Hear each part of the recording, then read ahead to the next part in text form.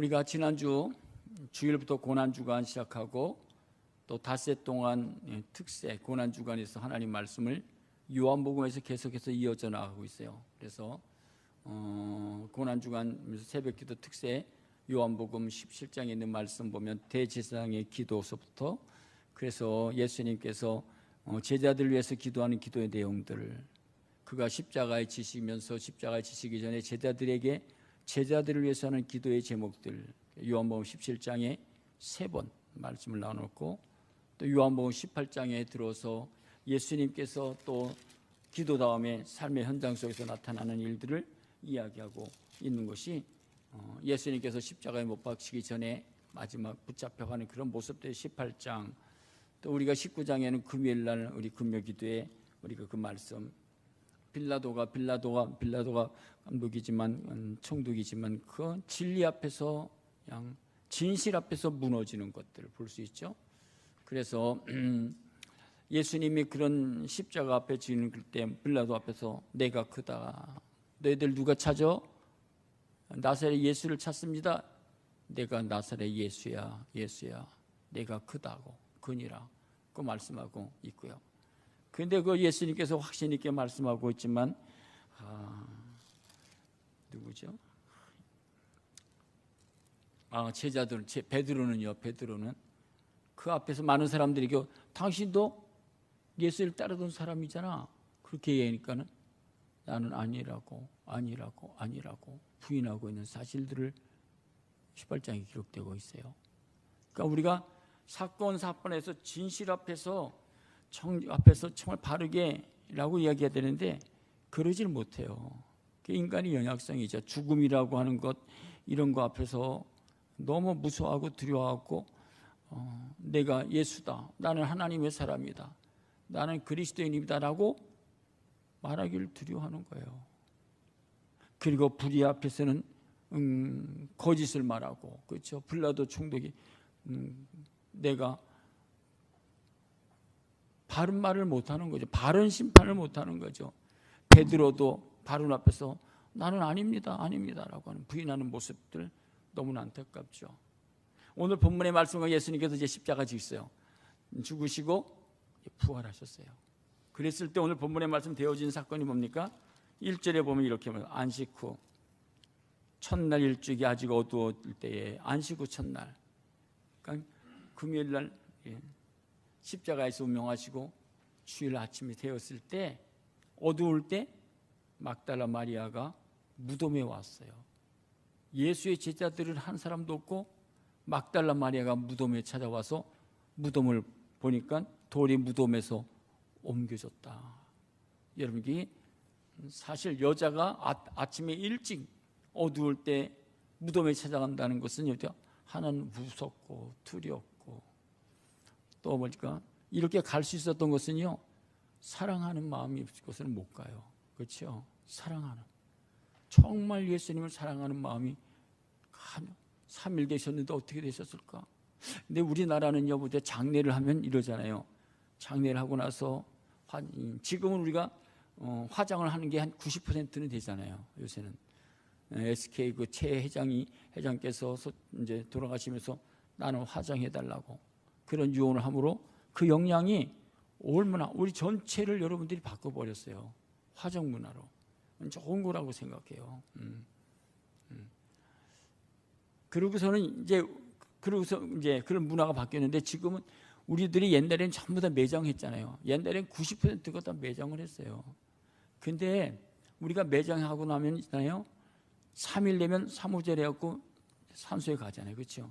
어떻게 됐나 가요. 근데 그렇게 하게 된 동기는요 아주 간단해요. 옛날에는 이렇게 장례하고 나면은 하여튼 동물들이 찾아 나와서 봉을 다 박해치고 막 그러기 때문에 어떻게 되지 않았나 그래서 가게 됐어요. 그래서 가게 된 것이 이게 전통이 됐고 이제 장례가 끝나면 매장을 하든 화장을 하든 사무제 다녀오게 됐죠.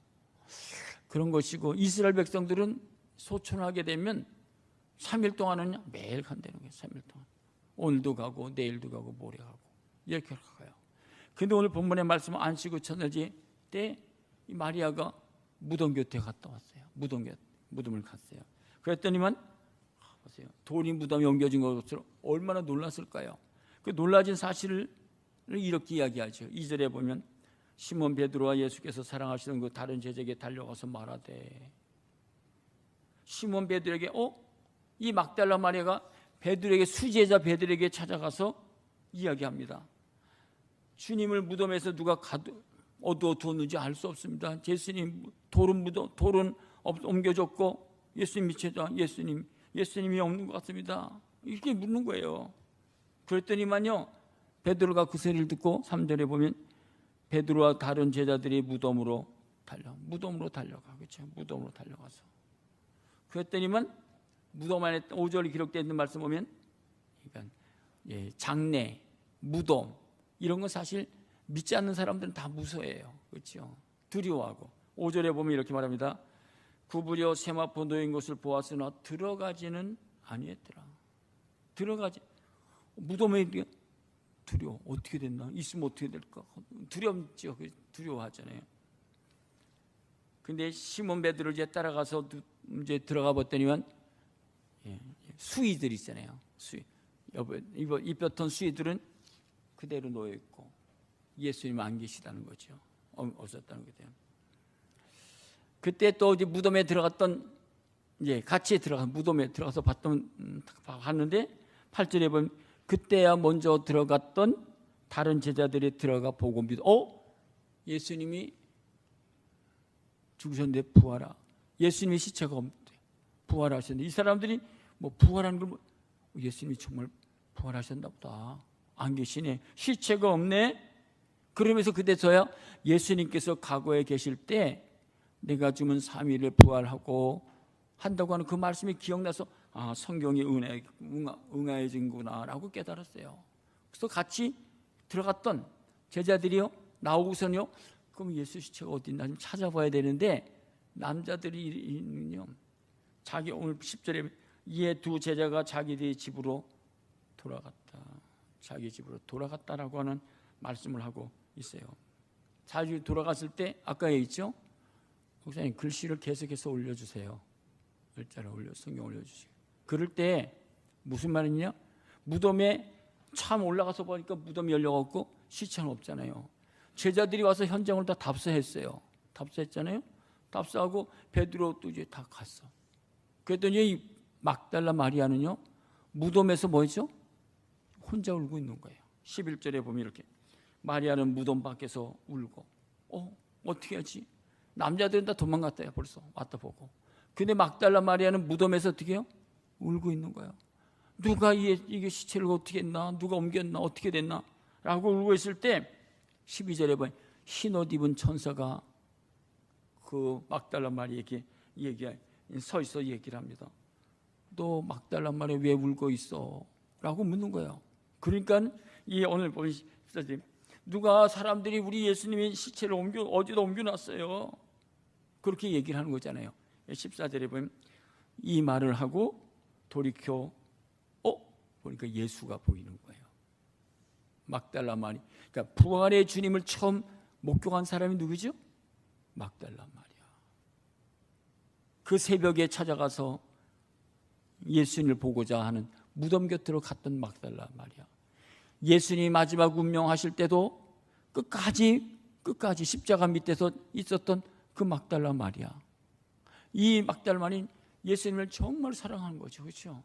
정말 사랑하기 때문에 끝까지 십자가 곁에 지켰고, 또 십자가뿐만 아니라 부활한 무덤의 현장에 가서 자기가 보는 거예요. 그렇죠? 15절에 기록되는 말씀 보면 이제는 천사가 아니라 예수께서 여자여 어째요 왜 울고 있지? 그러니까 이 마리아가 동산 예수님이 나타나신 걸 모르고 동산 죽인 줄 알고 주여 누가 우리 예수님을요 시체로 옮겨간 것 같아요 라고 이야기해요. 그렇게 얘기를 하는 거예요. 누가 우리 예수님을 시체로 어디 옮겨난다 보다고. 그렇게 얘기할 때 마리아가 이렇게 돌아보니까 예수님이에요. 예수님이야. 예수님이 앞에 계시는 거예요. 부활한 몸으로. 이게 얼마나 놀랐겠어요. 여러분, 무덤, 이스라엘 백성들은 무덤은요, 돌이에요, 돌 무덤. 얼마나 놀랐겠어요. 얼마나 무서웠겠어요. 근데 예수님께서 말씀해, 나를 붙들지 마라. 나는 아버지께로 아직까지 올라가지 아니했다. 그리고 너는 가서 내 형제들에게서 내가 내 아버지 곧 너희 아버지 하나님께로 올라간다고 하라. 그 이야기를 하고 있어요. 그리고서 오늘 본문의 말씀 18절부터 본 말씀 이런 말씀입니다. 18절 한번 같이 읽겠습니다. 18절 시작.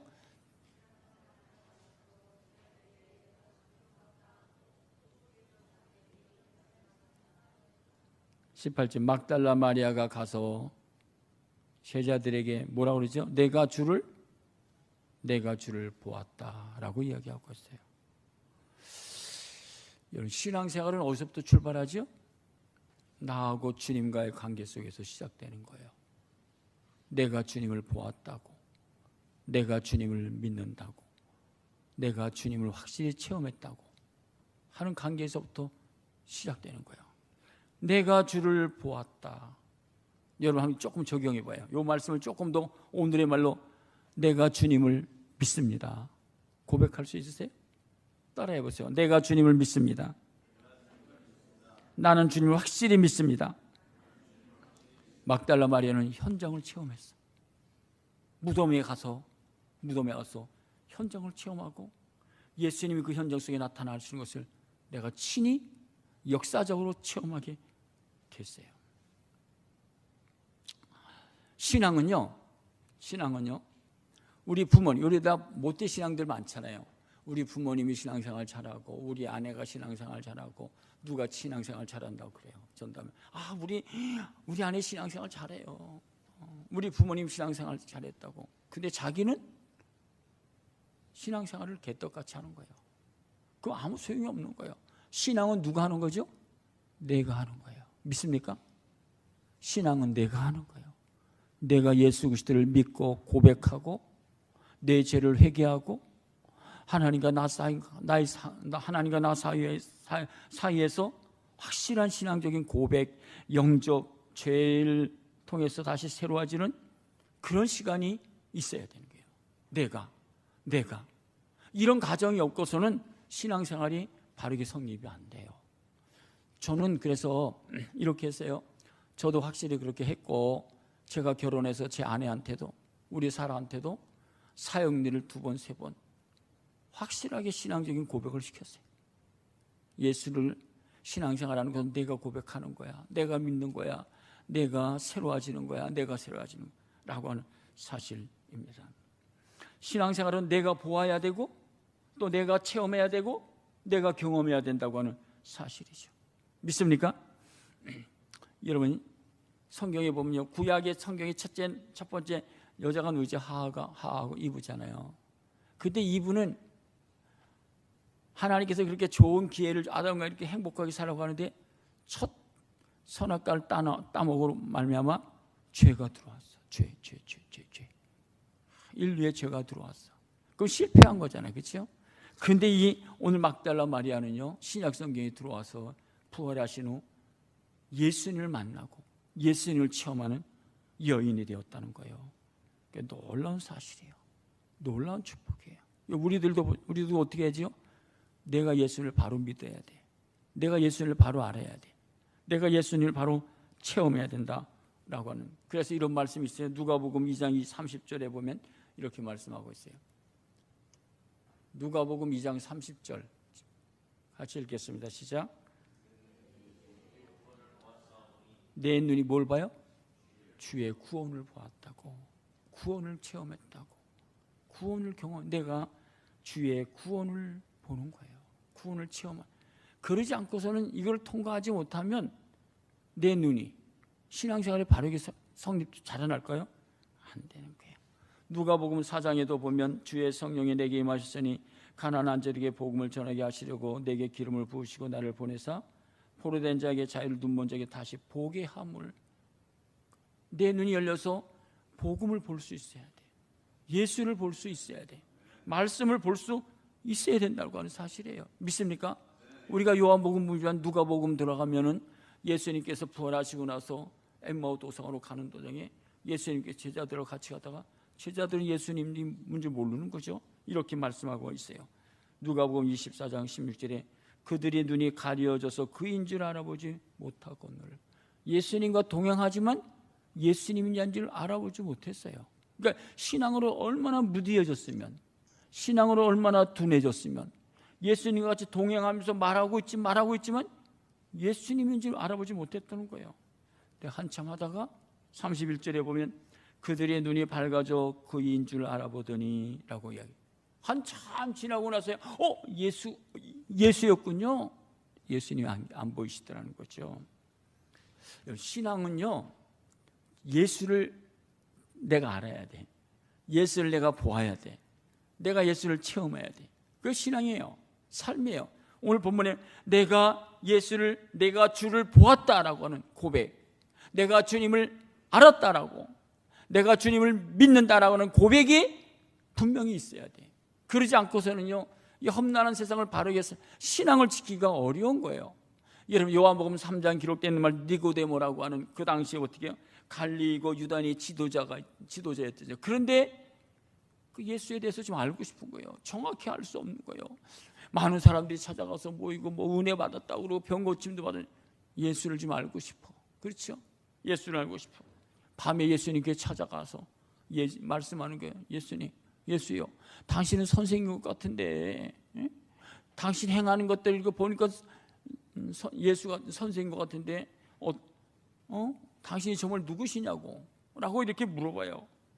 예수님께서 이렇게 3장 3절에 보면 내가 진실로 내게 이르노니 사람이 거듭나지 않으면 하나님의 나라를 볼 수 없다고. 신앙의 첫 관문이 뭐죠? 하나님의 나라가 보여지는 거예요. 하나님의 나라가 믿어지는 거예요. 믿습니까? 하나님의 나라가 믿어집니까? 하나님 나라가 들려집니까? 여러분, 이게 들려져야 신앙이 성장하는 거예요. 변화되는 거예요. 그렇죠? 그건 사실이에요. 이건 내 아내는 믿고 나는 이런 차원이 아니에요. 그래야 구원의 확신이 생기는 거예요. 그래서 예수님께서 이렇게 말씀합니다. 네가 거듭나지 않으면 하나님의 나라가 안 보여져. 하나님 음성이 들려지지 않아. 예수님, 어떻게 해야 내가 그러면 거듭나고 우리 엄마의 뱃속에 들어갑니까? 라고 할 때, 물과 성령으로 거듭나지 않으면 하나님 나라에 들어갈 수 없다. 하나님 나라를 볼 수 없다는 거예요. 우리가 이렇게 나서 있지만 하나님 나라가 믿어지지 않고 들려지지 않고 내가 정말 확신이 없다면 아직까지도 내가 뭐랄까? 거듭났다고? 말하기가 어떨까요? 구원은 받았다고 우리가 예수 그리스도를 내 구주로 믿고 영접 구원은 받았다고 말은 하지만 내가 구원받은 체험이 없는 거예요. 예? 하늘나라에 들어간 체험이 없는 거예요. 그래서 예수님께서 얘기합니다. 육으로 난 것은 육이요 영으로 난 것은 영이니 내가 거듭나게 했다는 말 이상하게 여기지 마라. 그 예수님께서는 그렇게 이야기하고 있는 것이에요. 그런 말씀이죠.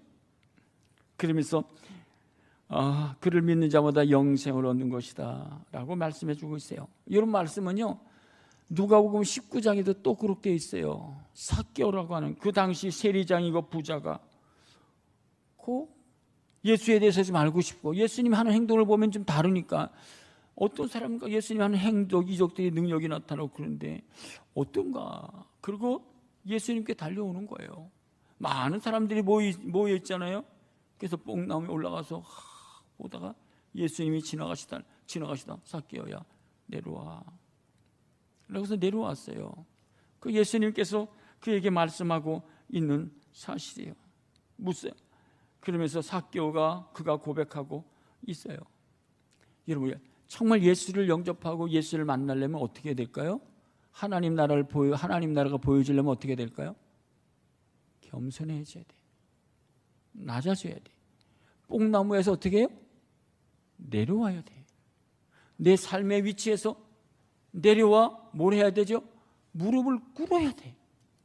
그래야지 하나님의 나라가 보여진다니까요. 예수가 보여진다니까요. 그러지 않으면 예수가 안 보여지는 거예요. 그렇죠? 오늘 보면 우리가 주를 보았다. 내가 주를 보았다라고 이런 고백을 할 수가 없는 거예요. 이 마리아는요, 비록 비천한 여인이지만 내가 주를 보았다라고 자신 있게. 제자들도 베드로도 다 도망가잖아요. 없어지잖아요. 근데 이 여인은 주를 사랑하기 때문에 주님을 보았다고 끝까지 그 자리에 지키잖아요. 끝까지 지키잖아요. 라고 하는 사람이 사실이고요. 또 한 가지 오늘 본문의 말씀 보면 24절 25절에 보면 이렇게 말씀을 하고 있습니다. 12 제자 중 하나로서 디두모라 하는 불리는 도마는 예수께서 오셨을 때 함께 있지 아니하더라. 25절 한번 읽겠습니다. 25절 같이 읽겠습니다. 성경 찾으세요. 같이 읽겠습니다. 시작.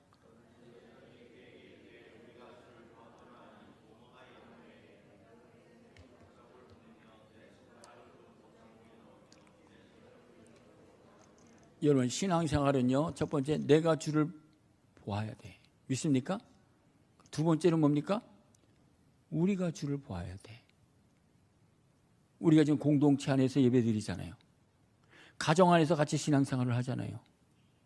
한 걸음 나아가서 뭐죠? 우리가 주를 보아야 돼. 믿습니까? 같이 예배드리고 같이 섬기고 그러잖아요. 누구는 예수를 보는데 아는데 나는 몰라. 안 보여. 느낌도 없어. 그럼 어떻게 될까요? 도마가 오늘 본문의 말씀 속에서 그렇게 이야기하고 있는 거예요. 이제 예수님이 부활하시고 나서 이제 막달라 마리아 보고 제자들이 있는 현장에 찾아가서 예수님께서 그래. 예수님 부활하시고선 있는 사실을 보고 이제 10몇 절부터 보면은 그들이요, 남자들이요, 제자들이 방에 모여서 보들보들 떨고 예수님이 부활하셨는데 어떻게 됐나 하고 벌벌 떨고 때 예수님이 현장에 찾아 나셔서 야, 왜 두려워해? 라고 이야기하시면서 예수님께서 무서워하지 마, 두려워하지 말고 평강이 있을지어다. 평강을 이야기하고 있어요. 그 전에 기록되어 있는 말씀이죠. 그러고 나서 8일이 지났어. 일주일 지난 다음에 그 도마는요 이렇게 얘기를 합니다. 이렇게 뭐라고 이야기하냐면 우리 중에 이게 모여 있을 때 예수님이 현장에 오셔서 말씀하고 있는 거예요. 25절에 보면 이렇게 말합니다. 다른 제자들이 그에게 우리가 주를 보았다. 도마가 이르되 내가 그의 손에 못자국을 보며 내 손가락을 그 못자국에 넣으며 내 손을 그 옆구리에 넣어 보지 않고서는 믿지 아니하겠다고. 내가 보아야 되고 만지고 내가 그래야 믿을 수 있어 라고 하는 거예요. 그러니까는 우리 중에 있었지만 도마는 이탈하고 있었나 봐. 그러니까 보지 못했다는 거예요. 그럴 때 지나고 나서 8일 지나서 예수님께서 도마가 있는 현장에 제자들이 현장에 나타나셔서 이렇게 말씀. 얼마나 놀랐을까요? 21절에 보면 이렇게 말합니다. 26절에 8일을 지나서 제자들이 다시 집 안에 있을 때 도마도 있고 문은 닫혀 있었고, 그렇죠? 예수님이 또 그 현장에 찾아 나셨죠. 그러면서 하시는 말씀이 여기에 평강이 있을지어다 라고 말하고 도마 앞에서 이렇게 얘기를 하잖아요. 도마에게 이르시되 내 손가락을 네 손 좀 내봐. 그리고 네 손으로 한번 좀 나 좀 만져봐. 만질 수가 있겠어요? 어떻게 만질 수 있겠어요? 예수님이 내 손가락을 이리 내밀어 내 손을 보고 내 손을 내밀어 내 옆구리를 넣어보라. 그리하여 뭐죠? 믿음 없는 자가 되지 말고 믿는 자가 되라. 우리가 교회 생활 지금 하고 있잖아요. 같이 예배드리고 있잖아요. 근데 어떤 사람은 믿지를 않아. 그렇죠? 내가 보아야 되겠어. 내가 만져야 되겠어. 그런 분도 있죠. 똑똑한 사람들이 그러죠. 내가 보아야 되고 만져야 되고 들어야 되고 내가 집어야 그래야지 확신이 있다고 그렇게 얘기를 하죠. 똑똑한 사람들이 그렇게 얘기를 해요. 근데 여러분 성경을 보면요 이 말씀 보면 여러분들이 정말 보아서 내가 만져서 그게 되어진 것들이 또 확실한 게 얼마나 될까요? 제가 이런 생각이에요. 우리가 아파. 그럼 큰 병에 걸렸어. 큰 병에 걸렸는데 우리가 볼 수 있나요? 못 봐요. 암이라고 하는 거 무슨 병이라고 하면 몰라요. 그러면 누가 얘기하죠? 의사 선생님이 사진 찍어보고 이게 좀 중한 병입니다. 어저께도 우리 동기 목사님이 전화가 왔어요. 그저께 어저께 전화가 왔고 이렇게 막 있다가 빨리 큰 병원에서 큰 병원 가보시라고.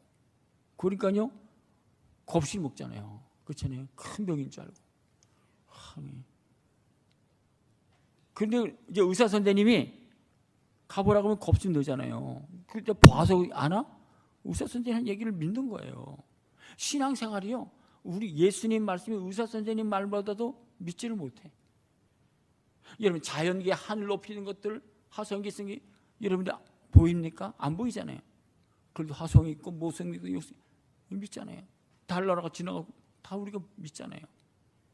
바닷속에 여러분 믿어 안 믿어요? 다 믿잖아요. 바닷속에요. 태평양은 1만 킬로미터 밑에 이렇게 보이잖아요. 그걸 수중 촬영해갖고 보여주잖아요. 얼마나 이제 과학이 좋은 시대가 됐는지 몰라요. 그런 시대에 살고 있어요. 우리가 중요한 건 그런 거죠. 오늘 본문의 말씀 보면 도마에게 이렇게 말해 믿음 없는 자가 되지 말고 뭐가 돼요? 믿는 자가 되라고. 믿는 자가 되라고 예수님께서 말씀해주고 있어요. 우리의 눈이 열려져야 돼요. 그래서 시편 119편 18절에 보면 이렇게 말씀, 내 눈을 열어서 주의 율법에서 놀라운 것을 좀 보게 해달라고. 하나님 내 눈을 좀 열어주세요. 영적인 눈을 열어주세요 라는 말씀이죠. 영적인 눈이 열려지지 않고서는 하나님의 세계를 알 수 없는 거예요. 열왕기하에 보면 아람 왕이요 엘리사에게 도단성이 이스라엘 백성들하고 아람 군대하고 싸울 때 나가서 싸우면 언제나 패하는 거예요. 실패하는 거예요. 그러니까 이 아람 왕이요 아니 우리가 나가서 저 이스라엘 힘도 없는데 우리가 매일매일 왜 지는 거야? 그랬더니 거기는요 엘리사라고 하는 사람이요 하나님의 음성을 듣고요 우리들이 얘기하는 걸 다 들어요. 그러니까 아람 군대가 빨리 가서 잡으러 가라고. 그래서 군대를 데리고 도단성으로 가잖아요. 엘리사를 잡으러 가서 엘리사가 살고 있는데 그 집을 딱 포위를 딱 하잖아요. 아침에 딱 일어나보니까 자기 종이요 선생님 지금 저 아람 군대가 와서 우리를 다 포위했어요. 어떻게 하죠? 벌벌 떨고 있을 때 이렇게 얘기합니다. 엘리사가 16절에 보면 이렇게 말합니다. 대답하되 두려워하지 말라. 우리와 함께한 자가 그들과 함께한 자보다 많으니라. 기도하여 이르되 여호와여 원하건대 그의 눈을 열어서 보게 하소서. 엘리사가요 하나님 저의 종이요 이렇게 눈이 어두워서 벌벌 떨고 있습니다. 눈을 열어서 좀 보게 해달라고. 그랬더니만 그 눈이 열려졌어요. 그랬더니만 이렇게 말합니다. 그 청년의 눈을 여시며 그가 보니 불말과 불병거가 산에 하나님께서 엘리사를요 불병과 불병으로 가득 포위하고 있는 것을 보게 되는 거예요. 그렇죠? 그러니까 우리의 신앙의 삶을 보니까 우리의 영적인 눈이 열려야 이 세상을 두려워하지 않고 정말 하나님이 우리와 함께 하신다는 것을 믿으면서 살아가는 거예요. 여러분 성경의 신약성경에 기록되어 있는 말씀은 하나님 영적인 눈이 열려서 정말 어려운 가운데도 자신 있게 살아가는 거예요. 요한복음 1장 15절에 보면 진실로 진실로 너희 하늘이 열리고 하나님의 사자들이 인자하여 오르락내리락 하는 것을 보리라. 여러분 하늘이 열리고 하나님의 사자가 오르락내리락 하는 것을 보게 된다면 우리가 이 세상에 뭐가 두렵죠? 뭐가 무서우죠? 아무렇지도. 비록 우리가요 바울이요 베드로가요 감옥 복음 전하다 감옥에 갇혀 있지만 그게 아무렇지도 않는 거예요. 그게 뭐가 두려요? 하늘이 열리고 하늘에서 하나님의 사자가 오르락내리락 하는데 뭐가 두렵죠? 아무것도 아닌 거. 아무것도 아니에요. 그럼 보세요. 오늘 본문 속에서 우리들이 오늘 부활주를 맞이해서 우리들이 가져야 될 신앙이 뭐죠? 오늘 도마에게 이렇게 이야기합니다. 그래 도마야 믿음 없는 자가 되지 말고 믿는 자가 되라고 이야기하고 있어요. 믿음이라는 게 뭘까요? 한번 정의해 보세요. 그래 우리가 믿음이라는 건 이렇게 정의하죠. 예수님이 나의 십자가에 돌아가시고 부활하신 것을 믿음으로 말미암아 그래서 이룰 것을 영접함으로 말미암아 하나님의 자녀가 되고 구원을 받는다라고 하는 사실이에요. 잘하는 사실이에요. 이 삶에 조금 더 여러분 적용을 하시면 믿음이라는 것은요. 네가 본고로 믿느냐 보지 못하고 믿는 것이 복되더라고 말씀하는데 히브리서에서는 이렇게 말씀해요. 믿음이라는 것 정의. 이런 거 적용해 보세요. 히브리서 11장에는 이렇게 말해요. 믿음은 바라는 것들이 실상이요 보이지 않는 것들의 증거예요. 선진들이 이로써 증거를 얻었느니라고. 3절에 보면 믿음으로 모든 세계가 하나님 말씀으로 지어준 줄을 우리가 하나니 보이는 것은 나타난 것으로 말미암아 된 것이 아니라, 신앙은요 이런 거예요. 보이는 것을 가지고 신앙생활을 하는 게 아니에요. 신앙이라는 것, 믿음이라는 것은요 보이지 않는 것을 믿고 걸어가는 거예요. 믿습니까? 신앙이라는 것은요 보이지 않는 것을 본 것처럼 믿고 살아가는 거예요. 천국과 지옥이 여러분이 보여요? 봤습니까? 안 보잖아요. 그러나 천국이 있다고 하는 사실을 더 확신하고 더 분명히 믿고 걸어가고 살아가 행동하는 것이다. 그거는 신앙이, 그게 신앙의 삶이에요. 그래서 믿음이 없이는 하나님을 기쁘시게 못한다는 거예요. 여러분 보고 믿으려고 그러세요? 여러분들이 보고 그래야 확신이 있겠어요? 순종하겠어요? 아니요. 믿음의 사람들은요 보이지 아니하지만 본 것처럼 믿고 살아가는 거예요. 보이지 아니하지만 또 확신 있게 살아가는 거예요. 이게 분명한 것으로 그렇게 살아가는 거예요. 그게 신앙의 삶이에요. 하나님께서 아브라함을 부르세요. 아브라함아 75세 그래 내가 너를 불렀어. 근데 너는 여기 집을 빨리 떠나. 아브라함이요 한 번도 가고가 없었어. 그런데 하나님 말씀을요 믿고 그대로 따라갔어. 말씀을 쫓아갔다고. 그러니까 마침내 가나안 땅에 들어갔다는 거. 신앙이라는 것, 믿음이라는 것은요 보이지 않지만, 들리지 않지만 내가 본 것처럼 들은 것처럼 그리고 걸어가는 거예요. 그리고 행동하는 것이 신앙의 삶이라고 하는 사실을 우리가 기억해야 돼요. 고린도전서 13장 12절에 보면 이런 말씀이 있어요. 우리가 지금은 거울로 보는 것이 희미해. 우리가 지금 하는 것이 희미해. 근데 그때에는 얼굴과 얼굴을 대하여 볼 것이요 지금은 내가 부분적으로 하나 그때에는 주께서 나를 아신 것 같이 내가 온전히 알리라. 지금은 희미해. 민기된 것 같아. 그런가? 아니에요. 그러나 지나가면, 그래서 고린도전서 13장 이렇게 마지막에 보면 이런 말씀이다. 모든 것을 참으며 모든 것을 믿으며 모든 것을 바라며 모든 것을 견디는 게, 그게 믿음이에요. 믿음이 없으면 이런 생활을 못하는 거예요. 신앙은 살아계신 하나님 말씀을 믿고 모든 것을 참는 거예요. 그리고 믿고 그리고 바라고 인내하며 걸어가는 것이다. 찬송가에 보면 이런 찬송이, 태산을 넘어 험곡에 가도 빛 가운데로 걸어가면 주께서 항상 지키기로 약속한 말씀 변치 않네. 캄캄한 밤에 다닐지라도 주께서 나의 길 되시고 나에게 밝은 빛 되시니 주께서 길 잃어버릴 염려 없네. 광명한 그 빛 마음에 받아 찬란한 천국 바라보고 할렐루야 할렐루야를 힘차게 불러 날마다 빛에 걸어가리. 하늘의 영광 내 마음속에 차고도 넘쳐 할렐루야를 힘차게 불러 영원히 주를 찬양하는 것. 이게 신앙의 삶이에요. 특별한 게 신앙생활하는 게 아니에요. 근데 보세요. 오늘 본문의 말씀이고 오늘의 적용을 한번 해보세요. 그럼 우리가 오늘 부활절이잖아요. 부활에 예수님께서 십자가에 죽으시고 부활하셨다는 거예요. 그렇죠? 부활이라고 하는 것은 부활을 체험한다고 하는 것은 어떻게? 내가 죽어서 내가 사는 것이 부활이잖아요. 근데 오늘 우리 부활의 신앙을 소유하자, 부활의 신앙의 삶을 살아가자 그렇게 얘기하잖아요. 부활의 신앙. 이 부활의 신앙이 뭐죠? 여러분, 우리가 정말 죽어야 되는 게 뭐가 죽어야죠? 사도 바울은요 이렇게 이야기해요. 갈라디아서 2장 20절에 기록되어 있는 말씀 보면 내가 그리스도와 함께 십자가에 못 박혔나니, 사도 바울은 십자가에 못 박혔어. 그래서 자기는 죽었어. 그런데 우리가 살고 있잖아요. 이게 무슨 말씀이죠? 여러분, 정말 내가 부활의 신앙을 소유하면서 살아가는 삶이 뭐죠? 내 자아는 어떻게? 십자가에 못 박는 거예요. 내가 십자가에 못 박고 내 속에 뭐가 사는 거죠? 예수가 주인이 되는 거예요. 예수가 내 속에서 나의 삶을 이끌어가는 거예요. 예수가 나의 삶의 주인이 되는 거예요. 그것이 신앙의 삶이에요. 오늘의 부활의 신앙을 가지고 살아가는 거예요. 보세요. 부활은요 내가 실제로 죽어야 돼. 그래야지 예수님처럼 부활해. 이게 부활의 신앙. 그렇죠? 그런데 오늘의 신앙은요 보세요. 내가 내 속에서 죽고 내 육신이, 나는 죽고 내 속에서 누가 살아야죠? 예수가 살아야 되는 거예요. 내 속에서 예수가 생명으로 살아있어야 돼.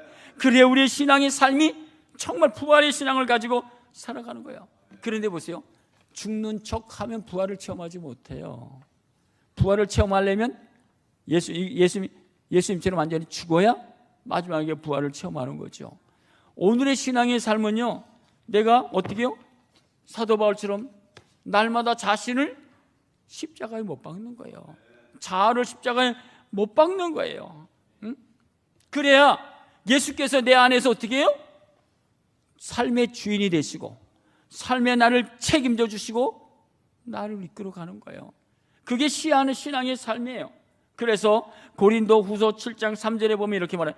내가 이 말을 하는 것은 너희를 정죄하려고 하는 것이 아니라 내가 이전에도 말하였거니와 너희가 우리 마음에 있어 함께 죽고 함께 살고자 하는 것이다. 함께 죽고 함께 우리가 십자가의 육체 자아는 죽어버리고, 우리가 이제 자아가 죽기가 너무 어렵잖아요. 안 되는 거죠. 보세요, 베드로는 이렇게 말합니다. 베드로전서 2장 24절 친히 나무에 달려 그 몸으로 우리 죄를 담당하셨으니 이는 우리로 죄에 대해서는 죽고 의에 대해서는 사는 거. 이게 신앙이 부활의 신앙이에요. 죄에 대해서는 죽고 의에 대해서는 사는 거예요. 그것이 우리의 신앙의 삶. 로마서 6장 6절에 보면 우리가 알거니와 우리 옛사람 예수와 함께 십자가에 못 박히고선 죄의 몸이 죽어 다시는 우리가 죄에게 종노릇하지 아니하는 것이다 라고 말씀하고, 찬송가 이런 찬송가 있잖아요. 종종 부르죠. 구주와 함께 나 죽었으니 구주와 함께 나 살았도다. 영광의 그날에 이르도록 언제나 주만 바라봅니다. 마음속에 시험을 받을 때와 무거운 근심이 있을 때 주께서 그때도 같이 와서 언제나 날 도우시네. 언제나 주는 날 사랑하사 언제나 내 새 생명 주시나니 영광에 이르도록 언제나 주만 바라봅니다. 여러분, 우리가 오늘의 부활의 신앙이 뭐죠? 내 자아를 십자가에 못 박는 거예요. 그리고 내 속에 예수가 정말 내 삶 속에 주인이 되는 거예요. 그분이 나의 삶을 정복하는 거예요. 그분이 나를 다스리는 거예요. 그래서 오늘 본문 속에서 우리 사도행전 통해 요한복음을 통해서 우리에게 주시는 귀한 말씀이 뭐죠?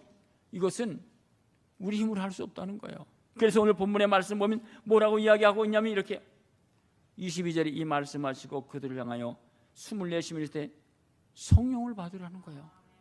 너희를 성령을 받으라. 성령이 오시면 내 속에서 하나님의 영이 너를 지배하시고 다스리시고 성령이 이끌려서 살아간다라고 말씀하고 있어요. 처음 성령의 역사가 일어나니까 사도행전은요, 이 세술에 취했다 그러고 뭐 비난하고 비판하고 있는 것이 사도행전 많이 기록되고 있잖아요. 우리는요, 로마서 1장 4절에 보면 이런 말씀이 있어요. 성결의 영으로는 죽은 자 가운데 부활해서 부활의 능력으로 살아가는 거예요. 우리는 부활의 능력으로 살아갈 때 그리스도와 연합하며 살아갈 수 있다고 하는 사실을 우리들이 기억해야 될 말씀입니다. 그래서 우리는 날마다 성령을 받아야 돼. 성령의 기름 부으심이 흘러넘쳐야 우리 자신이 날마다 죽어가는 거야. 우리는 십자가에 못 박을 수 있어요. 그래서 로마서 8장 2절에 보면 이는 그리스도에서는 생명의 성령의 법이 죄와 사망의 법에서 너를 해방시킬 수 있다고, 죄와 사망에서 너를 자유케 할 수 있다고.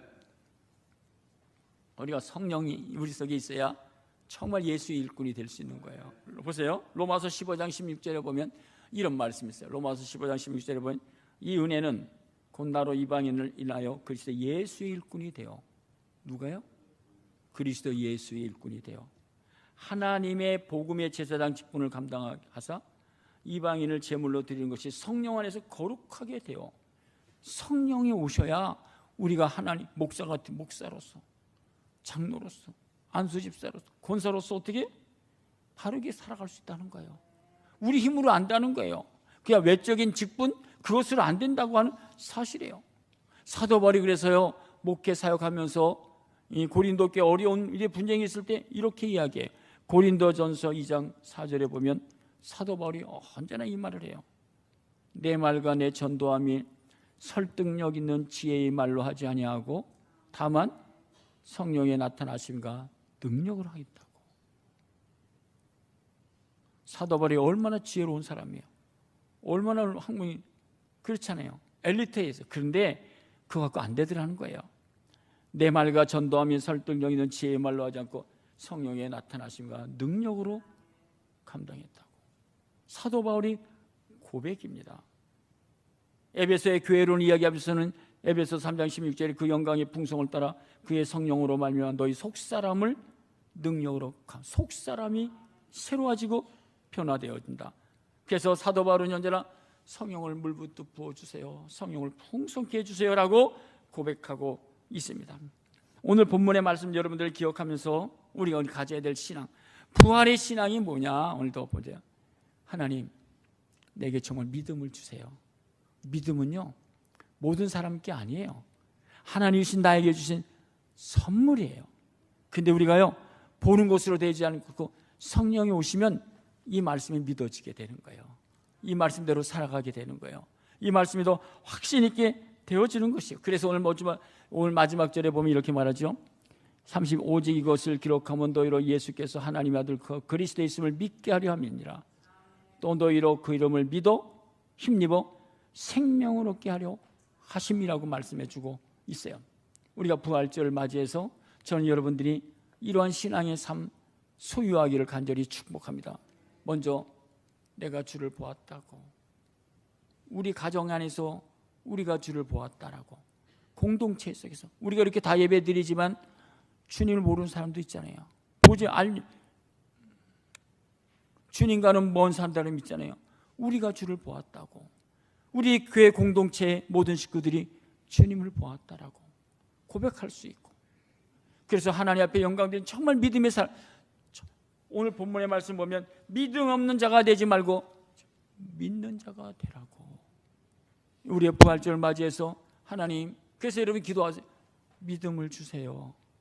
믿음을 주세요. 큰 믿음을 주세요. 보지 않고 더 확신 있게, 본 것보다 더 분명하게 믿고 행동할 수 있는 성령으로 날 충만케 해주세요. 성령으로 충만해져서 이런 확신이 넘치는 저와 여러분의 삶이 되길 간절히 축복합니다. 그 안에는 지혜와 지식의 풍성함이 다 내포 있기 때문에 우리가 하나님 앞에 기도함으로써 여러분들의 그러한 믿음의 삶, 정말 부활의 신앙, 나는 죽고 예수가 살아있는 주인된 삶을 살아가기를 간절히 축복합니다.